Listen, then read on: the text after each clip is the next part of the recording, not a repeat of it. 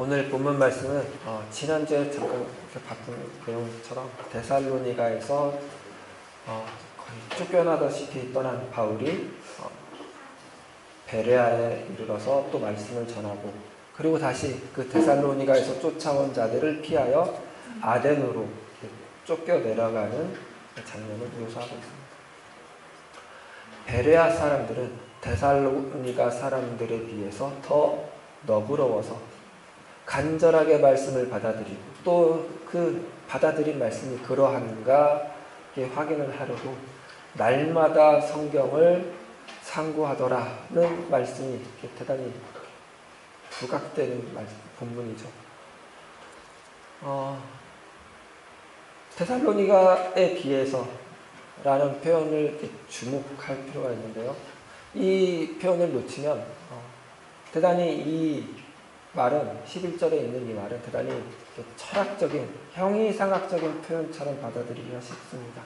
그래서 베레아 사람들은 지금 우리가 읽은 개역 성경에서는 너그러워서라고 번역이 되었는데, 표준 세번역에서는 고상하여로 번역이 됐습니다. 그리고 현대인의 성경에서는 신사적이어서 이렇게 번역이 됐고, 천주교에서 보는 공동 번역에서는 마음이 이렇게 열려 있어서 이렇게 번역이 됐습니다. 그래서 다 이렇게 좋은 표현이죠. 그래서 베레아 사람들은 고상하고 신사적이어서 성경을 상고하면서 그게 진리인가? 그 진리가 이렇게 적용이 되는가? 이렇게 완성이 되는가? 그러니까 그렇게 약간 철학적인 차원에서 묵상하는 것처럼 받아들이기가 쉽습니다. 그리고 그러면서 이 11절에 있는 인과관계가 도치가 됐습니다. 뒤바뀌었습니다. 이 사람들이 날마다 성경을 상고하는 걸로 보니 이들은 정말 고상한 사람들이 맞구나, 신사적인 사람들이 맞구나, 너그러운 사람들이 맞구나, 마음이 열려있는 사람들이 맞구나, 이렇게 뒤바뀐다는 거죠. 이유는 데살로니가 사람들이랑 대조되는 뭔가가 있는 것을 놓쳐서 그렇습니다. 그걸 놓친 이유는 날마다 성경을 상고한다니까 믿는 사람들로서는 가장 좋은 신앙 실천처럼 보이잖아요. 그걸 이렇게 바로 보기 때문이죠. 그래서 날마다 성경을 상고하는 거는 고상한 거고, 신사적인 거고, 너그러운 거고, 마음이 열려있는 것으로 바로 연결이 되거든요. 중간에 있는 말씀이 빠져버렸습니다. 중간에 있는 말씀이 빠져서 이 너그럽고 고상하고 신사적인 것이 날마다 성경을 상고하는 거랑 너무 자연스럽게 연결이 되버렸죠. 그러나 우리 11절을 다시 한번 읽어볼까요? 그러면 이게 그렇게 자연스러운 말씀이 아니라는 것을 알 수가 있습니다. 같이 읽어봅니다. 베레아에 있는 사람들은 데살로니가에 있는 사람들보다 더 너그러워서 간절한 마음으로 말씀을 받고 이것이 그러한가 하여 날마다 성경을 상고하고. 다시 천천히 보세요. 데살로니가에 있는 사람들보다 더 너그러워서 간절한 마음으로 말씀을 받고. 이 인과관계가 맞는 것 같아요. 더 너그럽기 때문에 간절한 마음으로 말씀을 받는다. 아니, 간절한 말씀으로 말씀을 받는 거, 간절한 마음으로 말씀을 받는 거랑 너그러운 거랑 고상한 거랑 신사적인 거랑 마음이 열려 있는 거랑 무슨 상관이 있어요? 있는 것 같아요? 제가 볼 때는 없어요. 하나도 없어요. 그쵸? 더 너그러워서 간절한 말씀으로 받는다고요? 더 마음이 열려 있어서 간절한 이 연결은 있을 수가 없는 연결이에요. 갑자기 튀어나온 연결이라는 거죠. 그리고 하나 더 보면 더 확실해져요. 이것이 그러한가 하여. 이것이 그러한가 하여. 이 말은 뭐냐면 이 말이 맞나 보자 이거예요. 그러니까 이 지금 간절한 마음으로 말씀을 받았다고 했을 때 이 말씀을 누구한테 받았어요? 바울한테. 그러니까 바울이 와서 전한 그 말씀이 진짜 맞나 그런가 아닌가 보자 이거죠. 그러니까 너그러워서 고상해서 신사적이어서 마음이 열려있어서 말씀을 들었으면 다 이렇게 바로 수용해야 맞을 것 같죠. 아무 생각 없이, 그렇죠? 그 바울이 그렇다고 하니까 바울 선생께서 그렇다고 하니까 다 맞다고 해야 될 것 같죠. 그런데 이 사람들은 이게 그런가 아닌가 살펴본다 이거죠. 그게 맞나 틀리나 이렇게 살펴보려고 날마다 성경을 상고한 거예요. 그러니까 이 날마다 성경을 상고한 거랑 구상한 거랑 바로 연결을 해버리면 이 뭔가 맞지 않는 것, 그러나 그것이 반드시 있어야 되는 과정이 빠져버리는 생략이 된다는 거죠.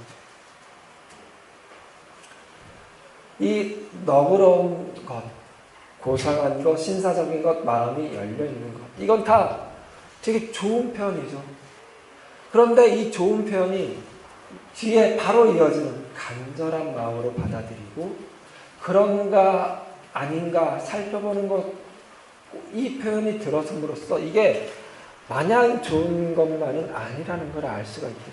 이걸 추적을 해야 이 너그러운 고상한 신사적인 마음이 열려 있음, 이런 상태가 성경이 도대체 어떤 걸 가지고 그렇게 말하는지 세상적인 관점이 아니라 성경적인 관점에서 바라볼 수 있게 됩니다.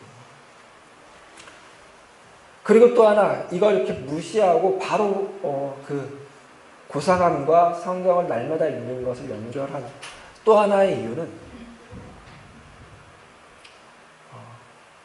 이 사도행전뿐만 아니라 거의 모든 성경을 대하는 태도가 그런데요. 특히 복음서도 그렇고 일어난 사실을 그냥 아무런 판단, 가치, 감정 없이 그냥 단신 처리한 속보 기사 처리하는 것처럼 그냥 사실만 그냥 나열한 걸로 받아들이는 태도 때문에 그렇습니다.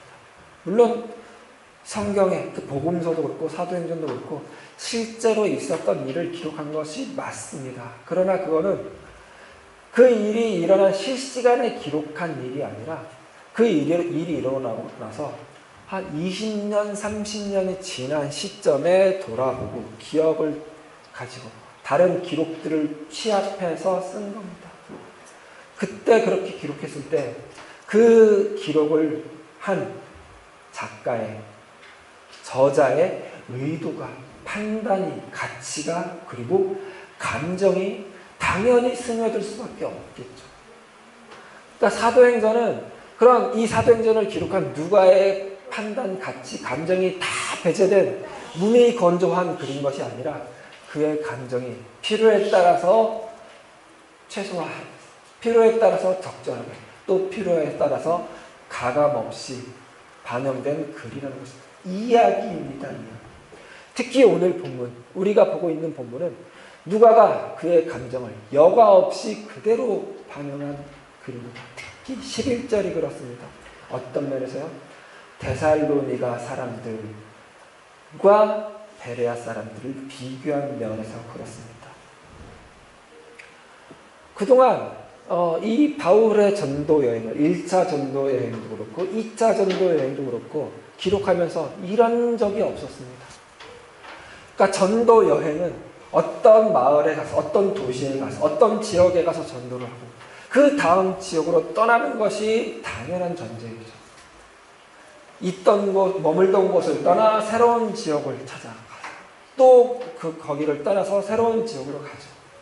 그런데 지금껏 오늘 본문 이전까지는 이 있던 지역과 새로운 지역을 비교한 적이 없었습니다. 그런데 유독 오늘 본문에서는 11절에서 베레아에 있는 사람들은 데살로니가에 있는 사람들보다 더 너그러워서 라고 대단히 주관적인 표현을 가지고 더 너그러운 거는 객관적으로 드러나는 게 아니잖아요. 그렇죠? 상당히 주관적인 표현을 가지고 비교를 했다 이겁니다. 왜 이렇게 했을까요? 누가가 일부러 그런 거죠. 그의 감정을 실어서. 왜요? 그건 우리 지난주에 말씀드렸던 데살로니가의 지리학적 특성이 있습니다. 데살로니가는 로마에 직결되는 큰 도로가 이어지는 도로라고 그곳에 있다고 그랬죠. 그리고 그 도로를 이어가서 북으로, 남으로, 동으로 또 길이 뻗어 있습니다. 그리고 항구 도시라고 그랬죠. 모든 물류가 모이는 곳, 무역이 성행한 곳, 그래서 사람들이 몰리는 곳. 마게도냐에서 가장 큰 도시입니다. 그에 반해서 베레아는 그 데살로니가에서 남서쪽으로 100km 정도 떨어진 곳인데 당연히 그 큰 도로에서도 100km 정도 떨어진 곳입니다. 로마의 가장 위대한 법 철학자 키케로, 우리 잠깐 다뤘었죠. 키케로의 묘사에 따르면 도로에서 대단히 멀리 떨어진 성읍이라고 표현합니다. 그래서 찾아가기 힘든 곳, 시골입니다. 그러니까 서울에서 100km 정도 떨어진 어느 마을, 그 정도 생각하시면 될 겁니다. 이게 무슨 차이를 만들어낼까요? 동서고금을 막론하고 누구나 다 큰 도시에서 사는 것이 대단히 좋습니다. 나를 위해서, 그리고 보다 더 내 자녀들을 위해서. 왜냐하면 큰 도시에 가야 출세할 기회를 얻기가 쉽기 때문입니다. 더 나은 교육을 받을 수도 있고 일자리도 더 많고 그리고 보다 더 큰 문화적 혜택을 누릴 수가 있기 때문이죠. 이게 현대 시대의 가장 큰 특징이라고 생각하기 쉽겠지만 그러나 오히려 더 고대로 갈수록 큰 도시가 주는 혜택은 더 큽니다. 이때, 이 시대, 지금 이 바울이 베레아로 쫓겨내려간 이 시기는 더더욱 그렇습니다. 그런데 지금 11절에 묘사된 사람들, 그래서 12절에서 그 중에 믿는 사람이 많고 이렇게 표현된 사람들은 이방인이 아닙니다. 헬라인이 아닙니다. 왜냐하면 12절 후반부에 또 헬라의 귀부인과 남자가 적지 아니하나 라고 표현된 걸로 봐서 그 중에 믿는 사람이 많고는 유대인에 해당되는 말입니다. 그러니까 유대인들이 여태까지 바울이 전도여행을 다닐 때 유대인들은 다 바울의 그 복음 전함을 다 거부했었죠. 대부분이 다 거부했었죠. 그런데 이 베레아 사람들은 간절한 마음으로 말씀을 받고 생각해보고 판단해보고 그래서 성경을 읽고 믿더라 이거죠. 왜요? 이 사람들은 데살로니가에 못 간 사람들이기 때문입니다. 데살로니가에 가서 살면 좋겠는데 그럴 형편이 못 되는 사람들입니다. 주류에 못 낀 사람들이라는 것이죠. 유대인들은 돈을 사랑하는 민족입니다. 계산에, 셈에 빠른 민족입니다. 지금도 미국 경제를 쥐고 있다고 그러죠. 이때도 그랬습니다. 돈을 구하려면 유대인을 찾아라. 말이 있을 정도로. 그러려면 큰 도시로 가야죠. 그래야 이문이 낳는 장사를 하기가 쉬우니까. 그런데 베레아에 살아야만 하는 유대인들. 그 처지, 그 형편 아시겠죠? 그래서 이들은 바울이 그 말을 할 때 간절한 마음으로 그 말을 받을 수밖에 없었을 것입니다. 바울이 전한 말은 뭐였죠? 바울은 어딜 가도 같은 말을 했을 것입니다. 예수가 그리스도이다. 그리스도가 오셔서 해를 받아야만 한다. 그리고 다시 살아나야만 한다. 그 성경에 기록되어 있는데 그 모든 말씀이 예수를 통하여 응하였다. 예수가 그리스도이시다. 이 말은 곧 하나님의 구원이 이루어졌다는 뜻이다. 하나님의 나라가 임했다는 뜻이다. 아무것도 달라진 게 없는데 그런데 하나님의 구원이 임했다. 하나님의 은혜가 임했다. 그 말을 거부할 수가 없는 거예요. 왜? 그 말이 너무 응하면 좋으니까. 그 말이 사실이어야 지금 내 처지가 위로가 되니까. 지금 내 처지가 정당성을 얻으니까. 그래서 간절한 마음으로 받아들이고 이게 진짜로 그런가 아닌가 살펴봐야만 했다고요. 왜요? 하나님의 구원이 완성됐다고만 하나 내 삶은 데살로니가에 가지 못하고 베레아에서 살고 있는 내 삶은 하나님의 구원과 하나님의 은혜와는 전혀 상관없는 것 같으니까. 그래서 할 수 없이 성경을 펴봐야 돼요. 이게 진짜 맞나 아닌가 살펴봐야만 해요. 그래서 봤더니 하나님의 구원은 우리가 바라던 우리 일반적인 유대인이 바라던 구원과는 다른 것이었구나. 다른 것이라고 이미 예언되어 있었구나. 모든 선지자들이 그렇게 말해왔었구나. 바벨론 포로가 되어 있던 자들에게도 하나님의 구원은 임했다고 말씀하셨구나. 죄로 오염된 예루살렘에 살고 있는 자들에게도 하나님이 그 예루살렘의 주인이시라고 말씀하고 계셨구나.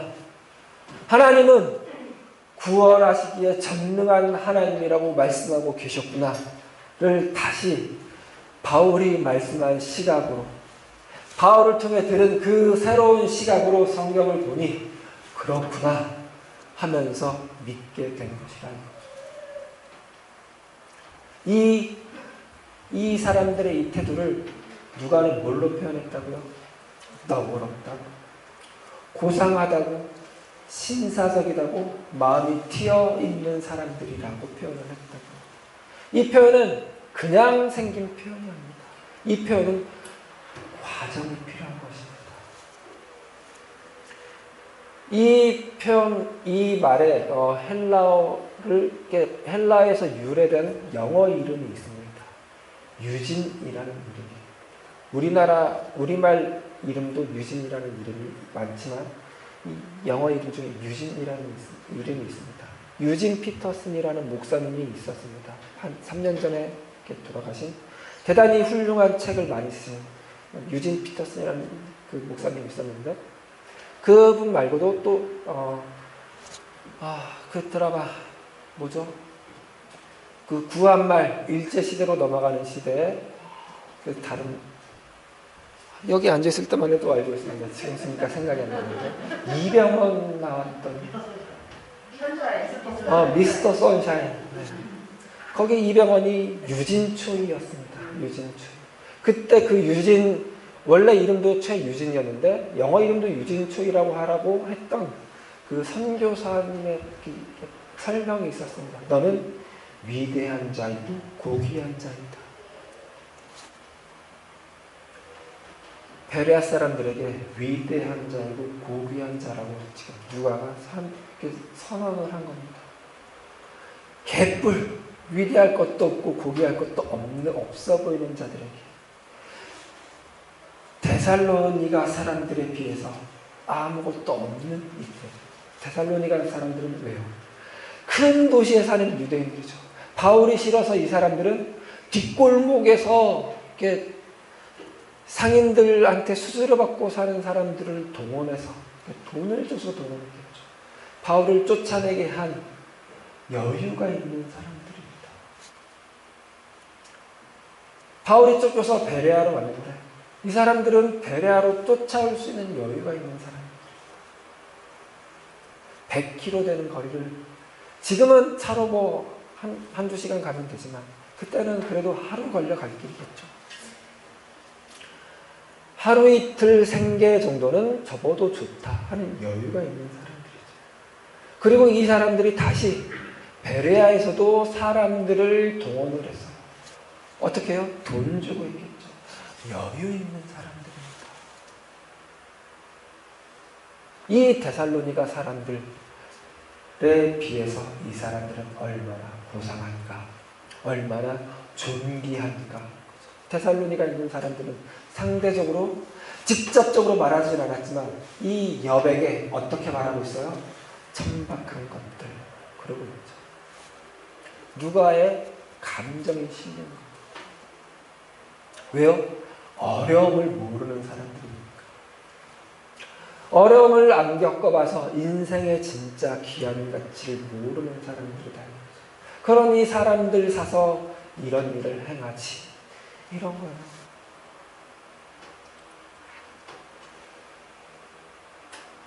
여러분은 금수저를 밀고 태어나지 않았습니까?